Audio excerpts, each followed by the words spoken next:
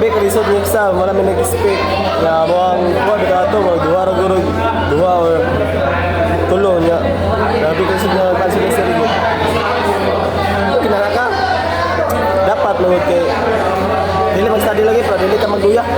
So, hi mga ka-churba sa karong adlaw no, kay last day sa mga exam. So, ang kaning mga exam pagyud kay mga major. So, makita din ninyo kung unsa mo mga diskarte sa mga classmate nga maka-answer lang sa mga pangutanan na nga murag matubag nga murag dili makalingaw sa matugapon na lang ko dito gapon kay ning busy ba ha tas lupat ang cellphone. So karon major man ni so iya may panikamot ani o makita ninyo kung unsa mo mga diskarte. So lagits grabe kalisod nga exam yaman.